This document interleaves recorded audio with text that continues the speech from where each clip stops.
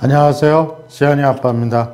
지난번 시간에 이어서 오늘은 실제 부동산 리츠가 우리나라에 어느 정도 상장이 되어 있는지, 그 다음에 어떤 포지션으로 갖고 있는지 좀 하나씩 좀 살펴보려고 합니다.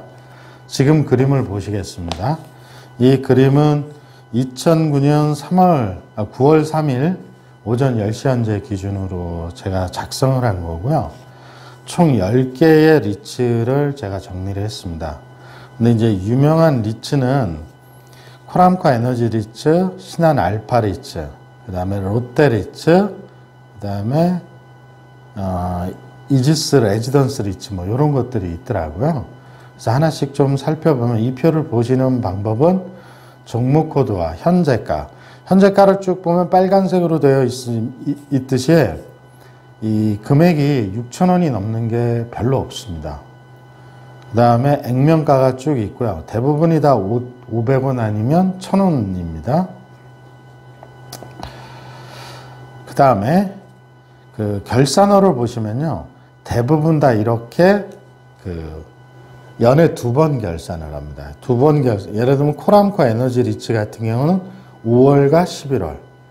신한 알파 리츠 같은 경우는 3월과 9월 이렇게 결산을 하는 거죠. 그래서 1년에 2번 배당을 받을 수 있습니다. 만약에 코람코 에너지 리츠와 신한 알파 리츠를 반반씩 샀다고 하면 3월, 5월, 9월, 11월 이렇게 1년에 4번 배당을 받을 수 있는 것이고요. 52주간의 최고와 최저치를 보면 코람코 에너지 리츠는 없는데 이게 올해 8월 31일 날 상장이 됐거든요. 그래서 없고요. 그 다음에 수익률은 한 달 전 총통해서 3개월 전, 6개월 전, 1년 전 이렇게 돼 있거든요. 보시면 빨간색이 별로 없습니다. 대부분 수익이 마이너스. 1년 동안 보유했다면 신한 알파 리츠 같은 경우는 마이너스 15% 정도 되고요. 그 다음에 롯데 리츠 같은 경우는 3개월 동안 보유했다면 마이너스 13% 정도로 연 단위의 수익률은 대부분 좋지 않습니다. 그 이유는 뭐 여러 가지가 있겠습니다만 제가 상세한 내용은 말씀드리진 않고요. 어쨌든 이렇고요. 간단히 좀 설명드리면 제가 이렇게 빨갛게 표시한 게 코람코 에너지 리츠와 신한 알파 리츠 이 두 개를 표시를 했거든요. 이 두 개 표시한 이유 제가 이 두 개 투자를 지금 했습니다. 나머지도 있는데요. 하나씩 드려보겠습니다. 설명드려보기 전에 몇 가지 이 부동산 리츠에서 이해해야 하는 몇 가지 용어들이 있습니다. 배당 수익률은 뭐 우리가 다 쓰는 거고요. FFO, AFFO, NAV, 배당 할인 뭐 이런 것들이 있거든요. 그래서 제일 중요한 건 FFO인 것 같습니다. 이 개념을 알아야 나머지를 이해할 수 있으니까요. 개념은 뭐냐면 순이익에서 감가상각비를 합산한 이후 자산 매각을 통한 손익을 제외하여 계산한다. 이게 어떤 의미를 갖고 있냐면 주주 입장에서 보면 배당을 통해 얻을 수 있는 지속 가능한 이익을 산출하는 데 의미가 있다. 나머지는 한번 쭉 읽어보시면 좋을 것 같습니다. 어쨌든 이런 용어들이 리츠를 파악하는 데 쓰이는 용어다라고 생각을 하시면 되고요. 그 다음 그림은 신한 알파 리츠에 대해서 좀 설명을 하고 있는데요. 신한 알파 리츠가 우리나라의 리츠의 아마 가장 선두주자이고 주가도 제일 높습니다. 6,600원 정도 하거든요, 지금. 보면 신한 알파 리츠가 신한지주 계열사 중에 하나인데요. 그러다 보니까 이제 공신력이 있죠. 그러니까 옛날에 일부에서 말씀드렸지만 옛날에 리츠는 아주 적은 단위의 금액으로 투자를 해서 이 상장을 시켜서 횡령이라든지 이런 여러 가지 이슈가 있었는데 최근에 리츠는 대부분 대기업들이 이렇게 상장을 시키기 때문에 상당히 공신력이 있다 이렇게 말씀드리고요. 신한 알파 리츠 같은 경우는 되게 유명해진 게 판교의 크래프튼 타워입니다. 맨 왼쪽에 있는 그림인데요. 판교역에 바로 붙어 있습니다. 이 지하도로 들어갈 수 있는데요. 여기 엄청 좋아요. 제가 이 근처에서 프로젝트를 한번 해봤거든요. 여기 네이버도 입주해 있고, 그러면 가격도 되게 비싸더라고요. 어쨌든 이런 굉장히 좋은 자산을 신한 알파 리츠가 갖고 있고요. 오른쪽 그림에 보면 신한 알파리츠가 가지고 있는 전체 물건의 거의 97.6%가 이미 임대가 다 돼 있다. 그러니까 매우 안정적으로 수익을 배당을 받을 수 있다라는 뜻이죠. 국내 리츠 중에 탑이고요. 아마 만약에 투자를 생각하신다면 신한 알파리츠부터 시작을 하셔서 공부를 해나가시면 좋을 것 같습니다. 또한 최근에는 그 트윈시티 남산 오피스를 매입을 해서 추가 자산으로 편입을 했고요. 올해 배당 수익률이 약 한 4.6% 정도 됩니다. 그래서 리츠 중엔 최고 잘 나가는 리츠다 이렇게 이해하시면 될 것 같습니다. 두 번째, 올해 8월 31일에 상장을 한 코람코 에너지 리츠라고 있습니다. 이게 주유소 리츠인데요. 첫 주유소 리츠고 그 예상 배당 수익률은 한 6.2% 정도 됩니다. 이게 어떤 거냐면 그 현대 오일뱅크와 SK 네트워크스의 그 주유소를 다 매입을 했습니다. 그러니까 이 현대 오일뱅크하고 SK 네트워크스는 다 팔았다는 얘기죠. 그걸 언더라이닝 했을 때 기초 자산으로 해서 상장을 한 그런 에너지 리츠고요. 임대 수익은 현대 오일뱅크가 약 83%, 그 다음에 SK 네트워크스의 스피드메이트가 6%를 차지하고 10년간 확정 임차 계약을 했습니다. 확정 임차 계약을 했다는 건 10년 동안 못 나간다는 얘기죠. 그리고 매월 임대료를 내야겠죠. 현대 오일뱅크하고 SK 네트워크스는 대기업이기 때문에 거의 뭐 임대료는 고정돼 있다. 완전히 확보됐다. 이렇게 볼 수 있고요.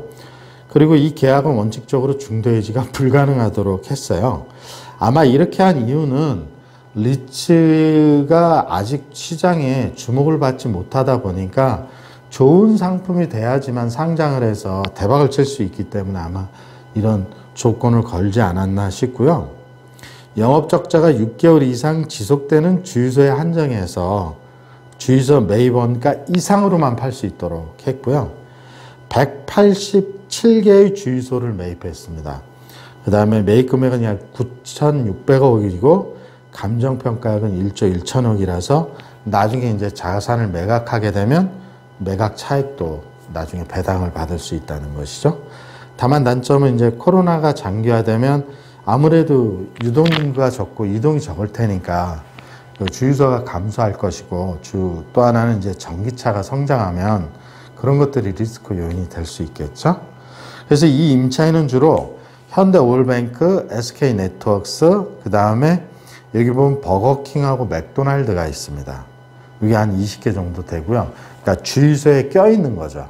그런 게 드라이브 스루로 아마 이런 것들이 많이 돼 있는 것 같아요. 그 다음에 다이소도 껴있는 것 같습니다. 어쨌든 제가 보기엔 최근에 상장한 리츠 중에는 상당히 괜찮은 리츠라고 생각을 해서 투자를 시작했는데요. 8월 30일 날 상장할 때 그 5,000원에 상장을 했거든요. 근데 지금 5,000원 언더입니다. 4,700원이니까 뭐 그래요. 그 상장가 밑으로 빠져 있습니다. 그러니까 결국은 지금 마이너스란 얘기죠. 어쨌든 그렇고요.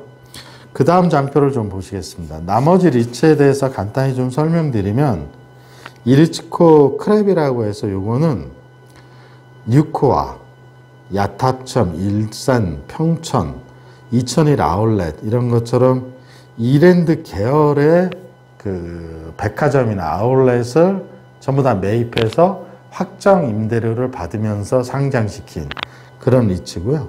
A리츠라는 회사가 있고 K탑 리츠가 있고요. 모두투어라고 있습니다. 모두투어 리츠는 모두투어가 잘 아시다시피 여행업체지 않습니까? 그래서 스타즈 호텔이나 독산점, 동탄점 이런 쪽에 그 호텔을 이제 매입을 해서 부동산 리츠로 상장을 시켰는데요.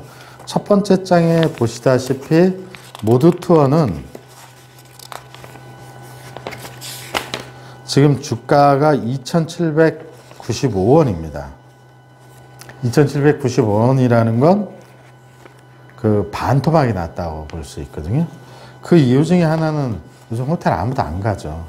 그러니까 일부에서 설명드렸던 것처럼 부동산에 투자해서 안정적이긴 하지만 부동산 실물 경기가 깨지면, 그러니까 호텔에 사람들이 안 가면 임대료를 낼 만한 그 수익이 나지 않을 거잖아요.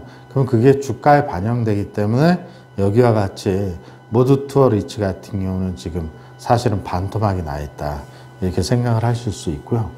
롯데리츠의 경우에는 롯데백화점 강남점, 구리점, 아울렛 이런 것들을 모아서 상장을 했고, NH프라임 리츠의 경우에는 서울 스퀘어빌딩, 서울역 앞에 있는 거죠. 잠실 SDS 사옥 이런 것들을 마찬가지로 매입해서 매월 임대료를 받으면서 상장시켰습니다. 그래서 특히 이제 제가 이렇게 공부를 하다가 알게 된 사실은, 예전에는 중소기업이나 잘 모르는 금액도 작은 리츠들이 상장을 했는데 여러 가지 문제가 있다 보니까 규제가 굉장히 강화됐고, 최근에 상장하는 것은 이랜드, 롯데그룹, NH그룹, NH, 그 다음에 신한그룹, 그 다음에 이런 것처럼 대기업들이 상장을 많이 한다는 것이죠. 그만큼 내부 통제와 컴플라이언스 규정을 명확하게 지켜가면서 비즈니스를 하기 때문에 일부에서 설명드린 것처럼 장기적으로 보면 저같이 이제 부동산에 좀 관심이 있는 사람이 보기에는 상당히 괜찮은 투자 방식이고, 우리 자산의 포트폴리오 중에 이 부동산 리츠는 꼭 가져가야 되는, 그러니까 오피스텔에 투자해서 예를 들면 세입자하고 쌈박질하고 냉장고 갈아줘야 되고 이런 복잡한 거 할 필요 없이 이렇게 리츠에만 투자해도 4에서 6%의 수익을 배당을 받을 수 있다면 이 리츠를 투자하는 게 화이 나신 거죠. 이렇게 안 할 이유가 없는 거죠. 다만 얘도 주식이기 때문에 심각하게 좀 잘 고려하시고 공부도 하셔서 나름의 판단 기준을 가지고 투자를 하시면 될 것 같고요. 자신의 포트폴리오에 전체 다를 몰빵하거나 이런 방식은 결코 바람직하지 않고요. 자기가 예를 들면 총 투자 금액이 1억이면 그 중에 1,000만 원, 2,000만 원 이런 정도의 안정적인 포트폴리오를 가져가고 싶은 범위 내에서는 이 리츠를 투자하시는 게 저는 괜찮다고 보고요. 그래서 저도 일부의 금액을, 제가 가지고 있는 금액을 아까 말씀드린 것처럼 신한 알파 리츠와 코람코 에너지 리츠에 지금 투자를 했습니다. 나중에 이 투자 수익률이 어느 정도 나오는지는 한번 따로 말씀드릴 기회가 있을 것 같습니다. 이익이 날지 손실이 날지는 잘 모르겠으나 어쨌든 이렇게 하면서 조금씩 주식을 배워가고 있다고 그렇게 말씀드릴 수 있습니다. 정리하면 부동산 리츠 투자는 주식 투자이긴 하지만 본질적으로는 부동산 투자다. 그런 방식을 그동안 몰랐는데 공부를 통해서 알게 됐다. 그래서 일부 투자를 했고요. 여러분들도 관심이 있다면 공부를 좀 하셔서 대체 투자로 이 부동산 리츠 한번 생각해 보시는 게 좋을 것 같다. 이런 말씀을 좀 드리고 싶습니다. 감사합니다. 오늘 여기까지 하겠습니다.